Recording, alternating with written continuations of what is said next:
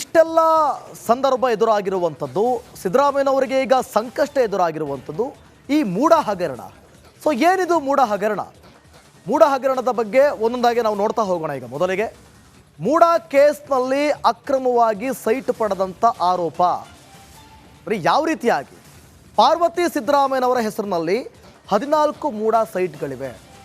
ಅವರ ಹೆಸರಿಗೆ ಈ 14 ಮೂಡ ಸೈಟ್ಗಳು ಬಂದಿದ್ದು ಹೇಗೆ ಅನ್ನುವಂಥ ಪ್ರಶ್ನೆಗೂ ಉತ್ತರವನ್ನು ನಾನು ಹೇಳ್ತಾ ಹೋಗ್ತೀನಿ. ಸೈಟ್ ಪಡೆಯುವಲ್ಲಿ ಸಿದ್ದರಾಮಯ್ಯ, ಅಂದರೆ ಮೂಡ ಸೈಟನ್ನು ಪಡೆಯುವಲ್ಲಿ ಸಿದ್ದರಾಮಯ್ಯ ತಮ್ಮ ಅಧಿಕಾರದ ದುರ್ಬಳಕೆ ಮಾಡಿಕೊಂಡಿರುವಂಥ ಆರೋಪ, ತಮ್ಮ ಪ್ರಭಾವವನ್ನು ಅವರು ಬಳಸಿದ್ದಾರೆ ಅನ್ನುವಂಥ ಆರೋಪವೇ ಈಗ ಅವ್ರ ಮೇಲಿರೋದು. ಈ 14 ಸೈಟ್ಗಳನ್ನು ಪಾರ್ವತಿ ಸಿದ್ದರಾಮಯ್ಯನವರ ಹೆಸರಿಗೆ ಮಾಡಿಸಿದ್ದಾರೆ ಅಂಥೇಳಿ. ಮೈಸೂರಿನಲ್ಲಿ ಕೆಸರೆ ಅಂತ ಒಂದು ಗ್ರಾಮ ಇದೆ. ಅದೊಂದು ಸಿಟಿಗೆ ಹತ್ತಿರವಾಗಿರುವಂಥ ಒಂದು ಹಳ್ಳಿ ರೀತಿ ಇರುವಂಥ ಗ್ರಾಮ. ಸುಮಾರು ಅಲ್ಲಿ 3.25 ಎಕರೆ ಭೂಮಿ ಸ್ವಾಧೀನ ಆಗಿತ್ತು. ಯಾರ್ದು? ಸಿದ್ದರಾಮಯ್ಯನವರ ಆಸ್ತಿ. ಅದು ಸಿದ್ದರಾಮಯ್ಯನವರ ಆಸ್ತಿ. ಅದು 3.25 ಎಕರೆ. ಪಾರ್ವತಿ ಸಿದ್ದರಾಮಯ್ಯನವರ ಭೂಮಿಯನ್ನು ಮೂಡ ಸ್ವಾಧೀನಪಡಿಸಿಕೊಂಡಿದ್ದು.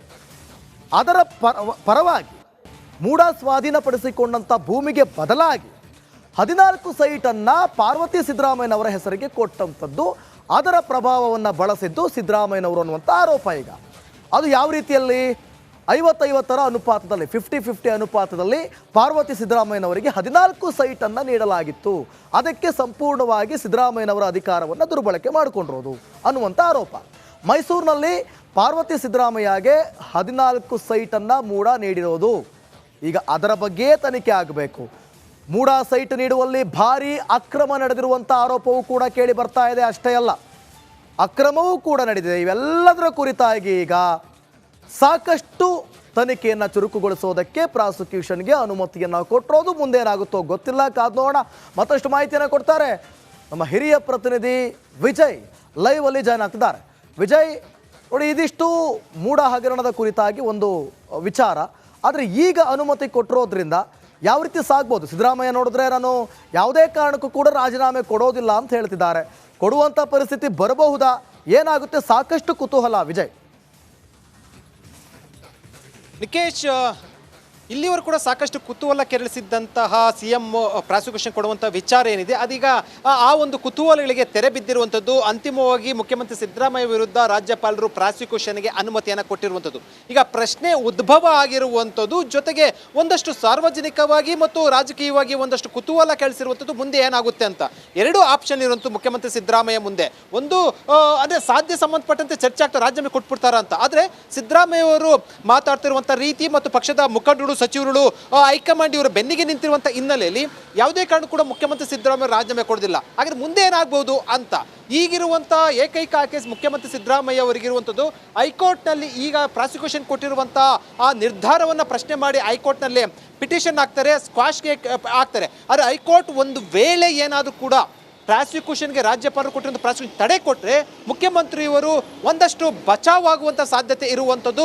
ರಾಜಕೀಯವಾಗಿ ಮತ್ತು ಸಾರ್ವಜನಿಕವಾಗಿ ಮತ್ತು ಪ್ರತಿಪಕ್ಷಗಳ ಅಸ್ತ್ರಕ್ಕೆ ಸಿಲುಕದಂತೆ ತಡೆ ಕೊಟ್ಟರೆ ಅದೊಂದು ರೀತಿಯಲ್ಲಿ ಅವರಿಗೆ ಸೇಫ್ ಗಾರ್ಡ್ ಆಗುತ್ತೆ. ತಡೆ ಕೊಡಲಿಲ್ಲ ಅಂತಂದರೆ ಕಾನೂನು ಸಂಕಷ್ಟ ಎದುರಾಗುತ್ತೆ. ಜನಪ್ರತಿನಿಧಿಗಳು ವಿಶೇಷ ನ್ಯಾಯಾಲಯಕ್ಕೆ ಈಗ ದೂರುದಾರರು ಹೋಗ್ತಾರೆ, ಅಲ್ಲಿಂದ FIR ದಾಖಲಾಗುತ್ತೆ, ತನಿಖೆ ನಡೆಯುತ್ತೆ. ಆಗ ಒಂದಷ್ಟು ನೈತಿಕತೆ ಇವೆಲ್ಲ ಕೂಡ ಪ್ರಶ್ನೆ ಬರುತ್ತೆ. ಆದರೆ ಮುಖ್ಯಮಂತ್ರಿ ಸಿದ್ದರಾಮಯ್ಯ ರಾಜೀನಾಮೆ ಕೊಟ್ಬಿಡ್ತಾರೆ ಖಂಡಿತವಾಗ್ಲೂ ಕೂಡ. ಹೈಕಮಾಂಡ್ ಹೇಳಿರುವಂಥ ಹಿನ್ನೆಲೆಯಲ್ಲಿ ಮತ್ತು ಮುಖ್ಯಮಂತ್ರಿ ಸಿದ್ದರಾಮಯ್ಯ ಅವರ ಪರವಾಗಿ ಪಕ್ಷ ನಿಂತಿರುವಂಥ ಹಿನ್ನೆಲೆಯಲ್ಲಿ ಅಷ್ಟು ಸುಲಭವಾಗಿ ರಾಜೀನಾಮೆ ಕೊಡೋದಿಲ್ಲ. ಒಂದು ವೇಳೆ ಏನಾದರೂ ಕೂಡ ಪ್ರಾಸಿಕ್ಯೂಷನ್ ಅಂದ್ರೇನು ತನಿಖೆ ಎದುರಾಗಿ ಏನು FIR ಆದರೆ ನೈತಿಕತೆ ಪ್ರಶ್ನೆ ಮತ್ತು BJP ಇದನ್ನು ಹೋರಾಟವಾಗಿ ರೂಪುಗೊಂಡ್ರೆ ಅದು ರಾಜಕೀಯವಾಗಿ ಒಂದಷ್ಟು ಇಕ್ಕಟ್ಟಿಗೆ, ಸಂಕಷ್ಟಕ್ಕೆ, ಸಂದಿಗ್ಧದ ಪರಿಸ್ಥಿತಿಗೆ ಸಿಲುಕುವಂಥ ಸಾಧ್ಯತೆ ಇರುವಂಥದ್ದು. ಈ ಎಲ್ಲ ಬೆಳವಣಿಗೆ ಹಿನ್ನೆಲೆಯಲ್ಲಿ ಈಗ ಒಂದು ನ್ಯಾಯಾಲಯ ಏನು ಮಾಡುತ್ತೆ, ಹೈಕೋರ್ಟ್ಗೆ ಪಿಟಿಷನ್ ಹಾಕಿ ಏನು ಮಾಡುತ್ತೆ ಅನ್ನೋದು ಒಂದು ಭಾಗ, ಮತ್ತು ರಾಜಕೀಯವಾಗಿ ಇದನ್ನು ಹೇಗೆ ಎದುರಿಸ್ತಾರೆ ಅನ್ನೋಂಥದ್ದು. ಆದರೆ ಒಂದಂತೂ ಭಾಳ ಸ್ಪಷ್ಟ, ಇಷ್ಟು ದಿನ ಯಾವುದೇ ಕಪ್ಪು ಚುಕ್ಕೆ ಇಲ್ಲದಂಥ ಸಿದ್ದರಾಮಯ್ಯ ಅವರ ಸಾರ್ವಜನಿಕ ಜೀವನದಲ್ಲಿ, ರಾಜಕೀಯ ಜೀವನದಲ್ಲಿ ಈಗ ರಾಜಕೀಯವಾಗಿ ಈಗ ಕಪ್ಪು ಚುಕ್ಕೆ ಬಂದಿರುವಂಥದ್ದೇನಿದೆ, ಈಗ ಅದು ಒಂದು ರೀತಿಯಲ್ಲಿ ಮಾನಸಿಕವಾಗಿ ಒಂದಷ್ಟು ಕುಗ್ಗುವಂತೆ ಮಾಡಿರುವಂಥದ್ದು ಸತ್ಯ ಹೇಳ್ಬೋದು. ದಿಕೇಶ್, ಥ್ಯಾಂಕ್ ಯು ವಿಜಯ್ ನಿಮ್ಮೆಲ್ಲ ಮಾಹಿತಿಗಾಗಿ.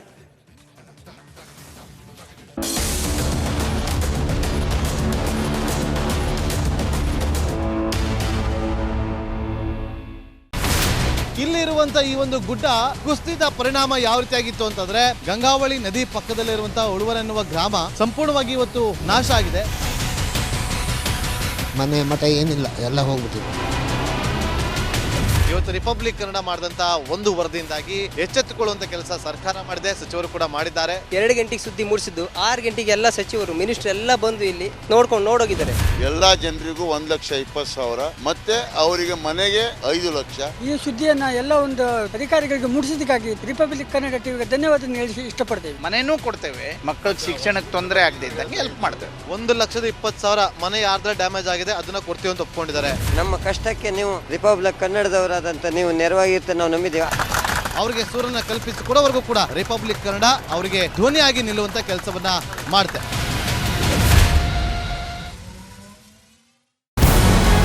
ನಮಸ್ಕಾರ, ಕರ್ನಾಟಕ ಪ್ರೈಮ್ ಟೈಮ್ಗೆ ಸ್ವಾಗತ. ನಾನು ಜಯಪ್ರಕಾಶ್ ಶೆಟ್ಟಿ. ಇಡೀ ಕರ್ನಾಡು ಇವತ್ತು ರೆಬೆಲ್ ಆಗಿ ನಿಂತಿದೆ.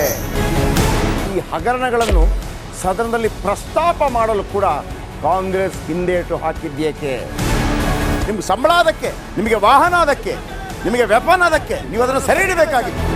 ನೀವು ವಿದ್ಯುತ್ ಬರ ಇದೆ ಅಂತ ಹೇಳ್ತಾ ಇದ್ದೀರಿ, ಎಲ್ಲಿ ಬರ ಇದೆ ನೀವು ಹೇಳಬೇಕು. ಪಾಕಿಸ್ತಾನ್ ಆಕ್ಯುಪೈಡ್ ಕಾಶ್ಮೀರ್ ಅದು ಎಂದೆಂದಿಗೂ ನಮ್ಮದು. 40 ಮೆಷಿನ್ಗಳು ತಂದಿತ್ತು ನೋಟ್ ಎಣಿಸುವುದಕ್ಕೆ, ಅದೇ ಹಾಳಾಯಿತು. ಮಥುರಾದ ಗಲಾಟೆ ಇದೆಯಲ್ಲ, ಅದು ಸ್ಥಳೀಯವಾಗಿ ಕೂತು ಪರಿಹರಿಸಬಹುದಾದಂಥ ಕಾನೂನಿದೆ. ಗ್ಯಾರಂಟಿ ಯೋಜನೆಯಿಂದ ನಷ್ಟ ಆಗಿದೆ, ಲಾಭ ಆಗಿದೆ, ದಯವಿಟ್ಟು ಹೇಳಿ. Dawood Ibrahim most wanted criminal ಯಾವಾಗಾದ ಅಂದರೆ ಇಲ್ಲಿ ತನಕ ಭಾರತ ದೇಶದಲ್ಲಿ ಓರ್ವ ದಲಿತ ಪ್ರಧಾನಿಯಾದಂಥ ಇತಿಹಾಸವೇ ಇಲ್ಲ. ರಿಪಬ್ಲಿಕ್ ವರ್ಲ್ಡ್ ಆಪ್ ಇದು ಕೇವಲ ಅಪ್ಲಿಕೇಶನ್ ಅಲ್ಲ, ಸಮಗ್ರ ಸುದ್ದಿಗಳ ಸಂಪರ್ಕ ಮಾರ್ಗಕ್ಕೆ ಕ್ರಾಂತಿಕಾರಿ ಬದಲಾವಣೆ. ರಿಪಬ್ಲಿಕ್ ವರ್ಲ್ಡ್ ಆಪ್ ಕೇವಲ ಸುದ್ದಿ ಅಪ್ಲಿಕೇಶನ್ ಅನ್ನ ಪರಿಚಯ ಮಾಡ್ತಾ ಇಲ್ಲ, ಬದಲಾಗಿ ಡಿಜಿಟಲ್ ಸುದ್ದಿ ಬಳಕೆಯ ಹೊಸ ಯುಗಕ್ಕೆ ನಾಂದಿ ಹಾಡ್ತಾ ಇದೆ. ಇದೊಂದು ಬ್ರೇಕಿಂಗ್ ನ್ಯೂಸ್, ಪ್ರಭಾವಶಾಲಿ ಕಾರ್ಯಕ್ರಮಗಳಿಗೆ ಗಟ್ಟಿಯಾದ ವೇದಿಕೆ. ರಿಪಬ್ಲಿಕ್ ವರ್ಲ್ಡ್ ಅಪ್ಲಿಕೇಶನ್ ಈಗ ಲೈವ್ ಆಗಿದೆ. ಗೂಗಲ್ ಪ್ಲೇ ಸ್ಟೋರ್ ಮತ್ತು ಆಪಲ್ ಆಪ್ ಸ್ಟೋರ್ ಎರಡರಲ್ಲೂ ಲಭ್ಯವಿದೆ. ಈಗಲೇ ಡೌನ್ಲೋಡ್ ಮಾಡಿ. ಇಲ್ಲಿರುವಂತ ಈ ಒಂದು ಗುಡ್ಡ ಕುಸಿದ ಪರಿಣಾಮ ಯಾವ ರೀತಿಯಾಗಿತ್ತು ಅಂತಂದ್ರೆ, ಗಂಗಾವಳಿ ನದಿ ಪಕ್ಕದಲ್ಲಿರುವಂತಹ ಉಳುವರ್ ಎನ್ನುವ ಗ್ರಾಮ ಸಂಪೂರ್ಣವಾಗಿ ಇವತ್ತು ನಾಶ ಆಗಿದೆ. ಮನೆ ಮಠ ಏನಿಲ್ಲ, ಎಲ್ಲ ಹೋಗ್ಬಿಟ್ಟಿದೆ. ಇವತ್ತು ರಿಪಬ್ಲಿಕ್ ಕನ್ನಡ ಮಾಡಿದಂತ ಒಂದು ವರದಿಯಿಂದಾಗಿ ಎಚ್ಚೆತ್ತುಕೊಳ್ಳುವಂತ ಕೆಲಸ ಸರ್ಕಾರ ಮಾಡಿದೆ, ಸಚಿವರು ಕೂಡ ಮಾಡಿದ್ದಾರೆ. 2 ಗಂಟೆಗೆ ಸುದ್ದಿ ಮೂಡಿಸಿದ್ದು 6 ಗಂಟೆಗೆ ಎಲ್ಲ ಸಚಿವರು ಮಿನಿಸ್ಟರ್ ಎಲ್ಲ ಬಂದು ಇಲ್ಲಿ ನೋಡೋಗಿದ್ದಾರೆ.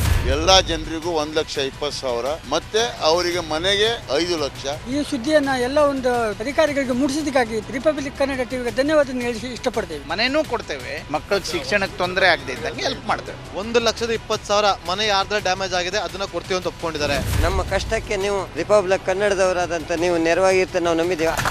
ಅವರಿಗೆ ಸೂರನ್ನ ಕಲ್ಪಿಸಿಕೊಡೋವರೆಗೂ ಕೂಡ ರಿಪಬ್ಲಿಕ್ ಕನ್ನಡ ಅವರಿಗೆ ಧ್ವನಿಯಾಗಿ ನಿಲ್ಲುವಂತ ಕೆಲಸವನ್ನ ಮಾಡುತ್ತೆ.